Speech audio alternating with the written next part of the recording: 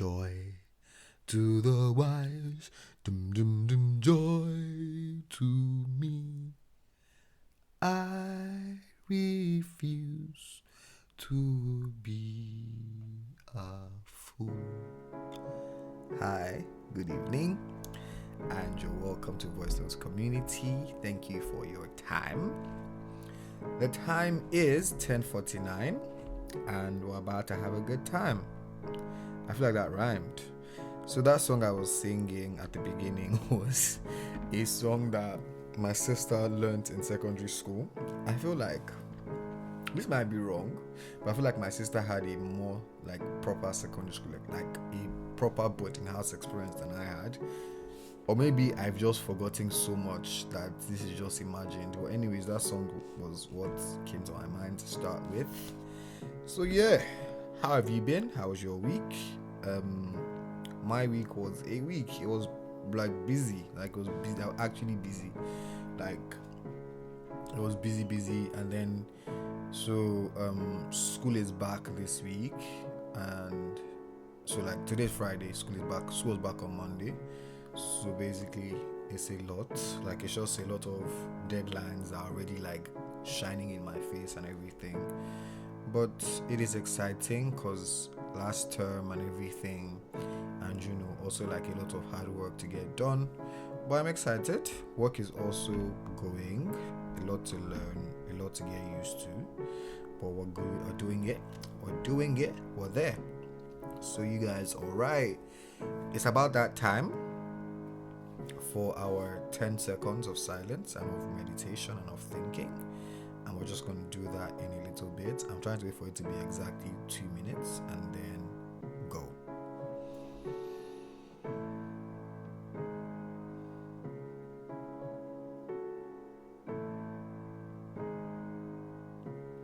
And that was 10 seconds. Thank you for doing that. I hope you actually do it because I don't know, it makes me feel good.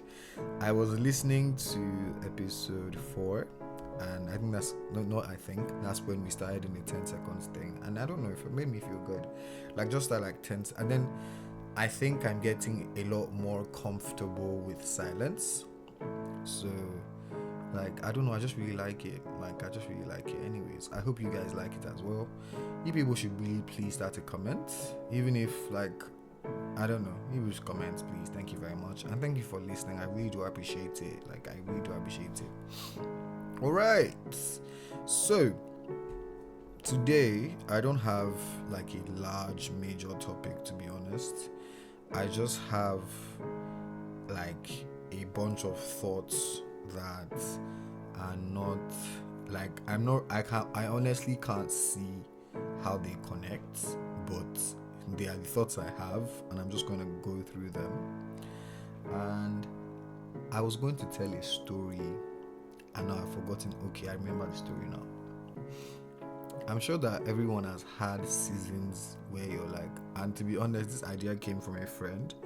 She's going to start, I don't know what it's going to be yet because she doesn't know either, but she's going to start something, and she's going to have conversations around certain things. I don't want to give people too much gist. I'm learning to keep confidential information confidential. It's not actually confidential like that, but the point is, I don't want to say it. But the point is, so it made me like, and this was already something I already wrote, but it made me think about how how you're in seasons in your Christian walk where like on Sunday you're crying.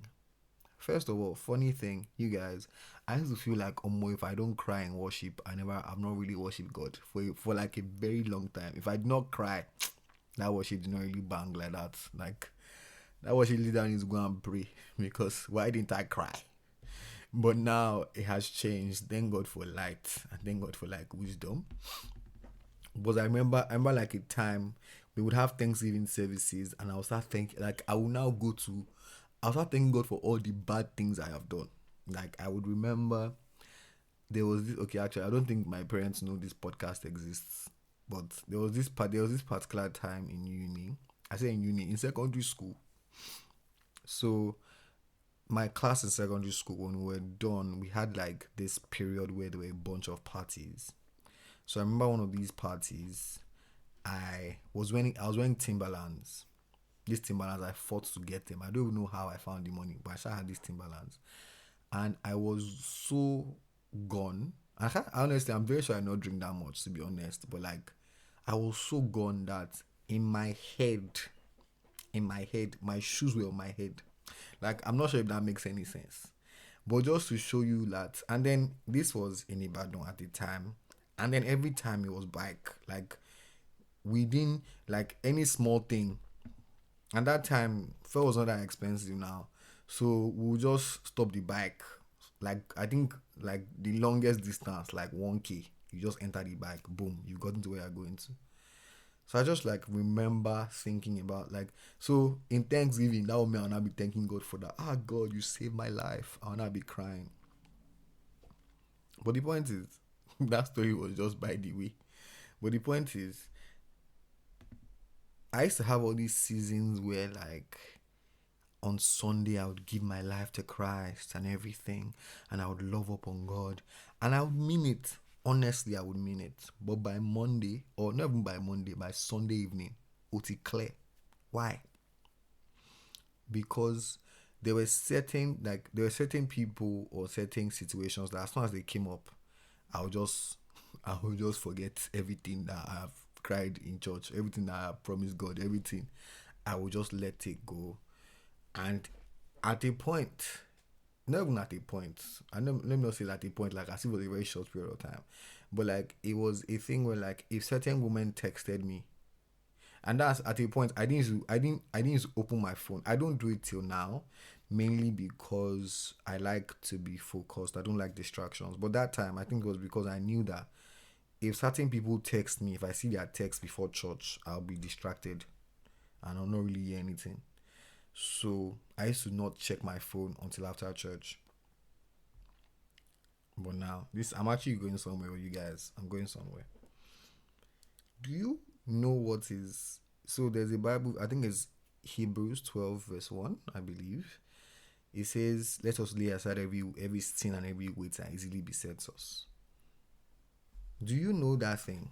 Like, have you identified it? Like, have you identified? And I feel like I've talked about this already, but I feel like it's worth repeating with the context I just gave. Like, have you thought about that thing that, or that person? Because it can honestly be a person. Like, it can be a person, and it's like, have you identified that, Omo, the moment this person texts me like this, or the moment I pick this person's call, everything's out of the window? Do you need to, like remove that person from your phone? I don't know. I don't know. But like I'm just saying that you need to, because now let me tell another story because they are kind of connected. I remember like clear like this is this there are some things that you don't explicitly think or say, but that is what you are saying in your heart, and but you don't say it out because it feels taboo, it feels wrong. I remember sometimes when all these, when they're talking about all these depth in Christ, and I'm just in my heart, I'm just like, man, I'm not interested in all of that. I'm trying to be a bad boy. I think for a while I was trying to be a bad boy. I think for a while I was actually trying to be a bad boy. And I think it's actually very funny the way when God actually owns your life, the way you sometimes fail at being bad. And I don't think I failed per se, but like I could have been bad. Could I have been bad? Could I have been bad? I don't know. I think God did not allow me. Like, I feel like God is merciful in that He would kind of not let you pass certain things because He can, so that He can easily grab you back, and then He builds structures. I remember telling someone that even my friends that were bad were not that bad because, like, I'm grateful that, because if they had pushed certain lifestyles, certain things, I honestly would have followed, because I'm I'm a, what do you call it? I'm a pliable clay. Now I feel like I've not said anything so far, but I'm hoping that you're having a good time. Then Now this, so basically, let's follow the thoughts. Let's follow the thoughts. So what easily besets you, and then why haven't you given your life to God? And when I say giving your life, I don't mean are you born again. I mean, why haven't you given your life? Why haven't you laid down your life? And sometimes is a lot of different things, but sometimes it's just because you are getting pleasure from somewhere else, and you think that you can't let go of that pleasure. Like, and usually it's not that that thing is bad in and of itself.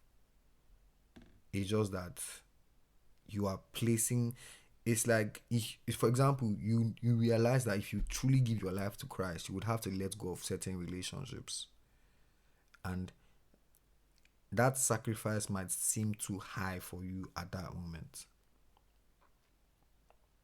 And to be honest, it's not the easiest thing, because because it can get lonely.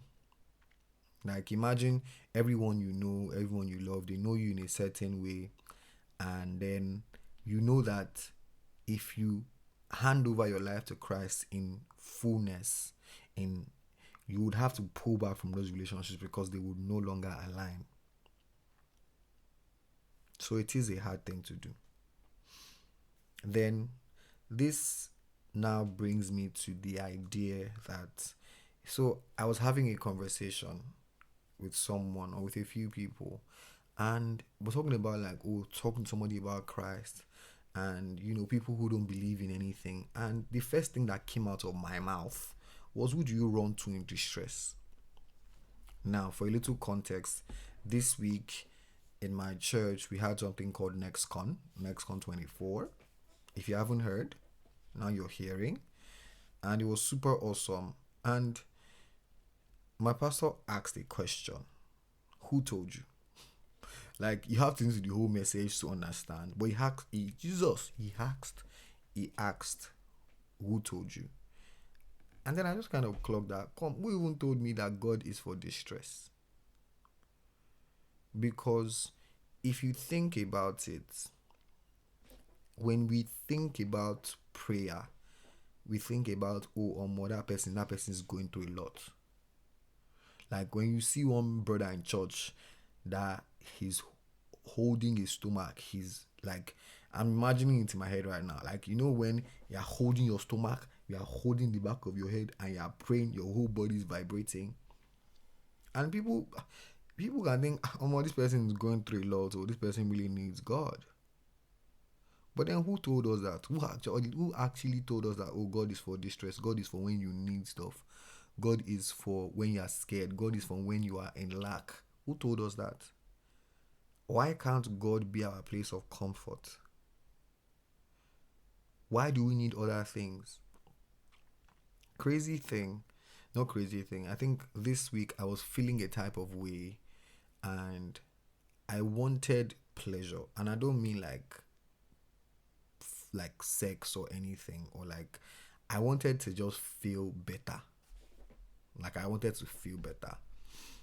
And, well, in fact, I was tempted to, like, do sinful things. But then, first of all, I just knew that, oh, I can tell my flesh no.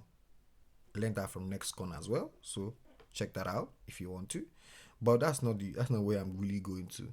Where I'm really going to is that more and more I'm starting to realize that you can actually just go to God. Because God is not, he's not, he is not like, why, what do you mean you are feeling somehow? Will you come on, stand up and pray? Don't you see that the nations, don't you see that people are perishing? Don't you see? And you are here talking about your feelings. God is not like that. God is not like that. God is okay with you coming and saying, oh my God, I'm feeling a type of way. I feel sad. I feel like I don't feel great, or I'm just tired. Somebody shared something this evening as well about how, like, going to God and just being like, God, I'm actually tired. And, like, it really blessed me because it was so true. Like, it's so true. Like, just being honest with God. But then we need to actually analyze why. And because this is the thing, like going back to the thing about when I finished praying in church and I've come out and then somebody texts me, like, why do I think that I need to go to, or the way to enjoy pleasure is sex, for example, or just, alcohol or whatever. Why is that the definition? Because what I'm learning, or what I think that I'm seeing, is that there is nothing in our heads that came out of nowhere. There's nothing that is established. There's nothing that is, everything is built by systems that we've seen. You guys should really watch Next Con, because I feel like everything I'm saying I go from there. It, like, when we understand that basis of, like, everything is built on systems, on things that we've seen, it helps us question, why do I believe this thing? I was talking to my friend earlier, and I was saying how, like, for a lot of men, there's not a lot of positive ways to deal with heartbreak. Like, I don't, honestly, you would have to send me a link of a movie where the guy got heartbroken and dealt with it well. Like, he did not go and start drinking, he did not go and start womanizing. Like, I honestly can't think of any movie. So, what, who is telling us these things? Where is it from? Who told you that God is not, you can't go to God for comfort? Who told you you need things, other things outside of God to make you feel good? I remember, like, thinking, Omo, I really like church stuff, but I don't want to listen to that. I don't want to listen to a message right now. I'd rather you do something else. I'd rather, you know. And I get that sometimes some messages. I feel like some messages. I don't want to listen to some messages sometimes because it's very active and I'm tired. I don't want to jump. Like, one of my pastors, when he's preaching, he'll tell you to stand up. Like, at some point. So I'm just like, I don't want to do that right now. And that is okay, and that is fair. But it's not just preaching, to be honest. It's praying, it's listening to me. Like, for example, music. Who told you you have to listen to certain types of music to feel a certain type of way? And that type of way, why do you want to feel that type of way sometimes? Like, I feel like, usually it's like somewhere into the episode, I start to realize what the episode is about. And I think that what this episode is a, like, and I feel like a lot of everything that we have been saying for the past few weeks. You guys, actually been a month since we started. Big ups, everybody. But when you realize that, I lost my train of thought for a second. Yes, the point is to kind of question why. Why do I think like this? Why am I doing this? Why haven't I given my life to God fully? Why am I still holding back? Honestly, I'm so sorry. That was loud. Oh my God. Like, the squeegee went up. Like, it's actually so loud. Sorry. I'm going to remove that. You won't hear it, funnily. But anyways, if we can answer these questions, it would actually, like, it would reveal you to you, and then you can now decide what you want to do from there. Like, okay, why am I doing like this? Now, and I feel like that one is for, like, okay, let's go like this. Are you ready to take, because I think sometimes, because God is a teacher, God is a father, God prepares you for what he wants you to do. If you think about it, and because I think what we don't realize is, sorry, I keep on burping. What we don't realize is we would like the lives, some of us, not everybody, but sometimes we like the lives of people who are established in Christ. But we don't want that journey. because there is a journey, there is a training, there are seasons of silence, there are seasons of growth, there are seasons of discomfort that you go through before you get to that ideal place in your mind that you think, that place is a place of glory.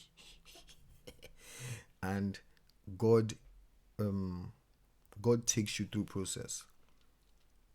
When you actually give your life, when you actually submit, it's not just a crown immediately. It is training. It is sit down. It's like, okay, now you decided you want to go to uni. Come, sit down, go through this one, and then learn it, and then grow, and then learn it, and then grow. Funny thing, not a random thought, but I feel like this is so true. In seasons when God has taken something away from you so that you remove your identity from that thing, sometimes we make the mistake of spending that season trying to get that thing back instead of realizing what God is saying to us in that season. I think that one of the things, like, I think it's so important for everybody, as we're all growing Christians, to constantly be like, God, what are you telling me in this season? Why am I going through this? Help me see what I am going through. Don't just spend time trying to get out of the thing you're in. I don't know where that came from, but I think that's for somebody. I hope it's for somebody. Whoop, whoop. All right. So let God do what he's going to do. Focus on what he's trying to do. Don't try to get out of it. Try to learn what you're supposed to learn.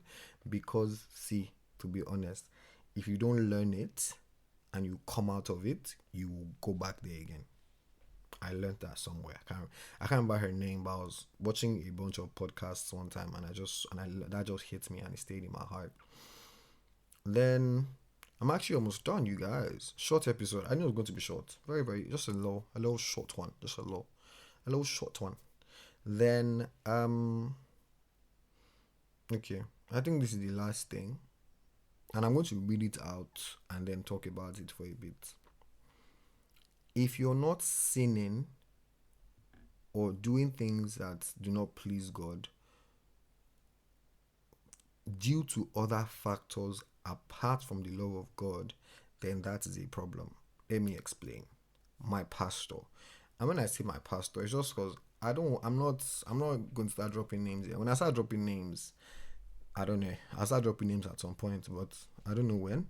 But the point is, one of my pastors was talking about how you don't realize how much, like, a man, if you remember, there's this Lai Wasabi video where the sugar daddy is like, you know what, I can't remember the whole video, but it was like, you know what, I'm not doing this again because economy delay, as in economy is now hard. Lai Wasabi is a really funny person, but what's it called? He was basically saying how, like, you don't realize how many things you can do until certain things are in your hand. And sometimes Christians, like, not even just Christians, sometimes we're not, for example, you're not fornicating because you don't have money. For example, God knows, let me just say it clearly, God knows that's why you're not fornicating. That as soon as he gives you money, you will go and do that thing. So, because I feel like a lot of the time, because of the way we're brought up, because of the standards in air quotes that are given to us, you're like, I don't drink, I don't smoke, I don't do this, I'm a good Christian. But are there certain things you're not doing because you don't have the resources yet, or because you're not in that position yet? Because the truth is, you can probably tell, and the truth is, God knows. So I feel like these are just a few things to check and just be like, where am I? What am I doing? I feel like that's the title of the episode. What are you doing? What are you doing? And I remembered something else and I've forgotten it again. But honestly, what are you doing? Like, what are you doing? Like, what are you actually doing? Like, hard question. And the goal, I like to kind of do like a goal, is run to God. Let God be your place of comfort. Don't try to make someone else your place of comfort. Don't try to make a man your place of comfort. Don't try to make a woman your place of comfort. Now, all of us will have spouses and wives and husbands and all of that, and that is great. But let God give God his place in your life, in your emotional life. Don't let God is interested in being your friend. And the last thing I'm going to say is, I do think, first of all, shout out to all of my friends. I feel like a bunch of them are not listening to this podcast yet, but no problem. But shout out to everyone that God has given me, like, and I feel like they were always there, but I had intentionally not let them into my heart because of fear, because of shame, and they have been such a blessing to me. And then what I'm actually trying to say is, take your friendships seriously. I remember being so annoyed and irritated with people who were taking their relationships more like relationship of university that is not going anywhere, God forgive me.